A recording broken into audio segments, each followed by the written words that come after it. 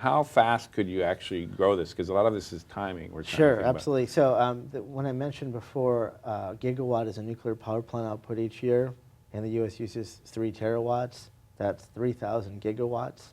That would be 3,000 solar plants if we were at a gigawatt each, unless we were doing this over, say, 30 years. You could divide that by 30 then. It would still be several hundred power plants. That would have to be several hundred factories, basically, that are putting out a gigawatt's worth of power plant capacity each year.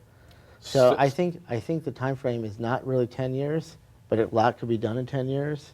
But within 30 years, if it were a sustained approach, you could have a big impact just from solar.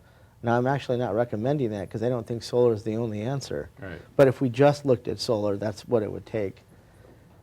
So renewables in particular are actually highly complementary. Wind is the most strong at night in the dark, typically, and solar is the best in the middle of the day when the sun's out and the wind is generally less. So solar and wind are actually very complementary and can easily coexist and support a lot of processes. And hydro and other types of renewable energy technologies are also complementary in that way. So I would hope that all of them would be developed, not simply solar, but they need to be developed by thinking through the scale that's actually needed. We're talking hundreds of power plants located around the country if they were a gigawatt each, at least, every year for several years.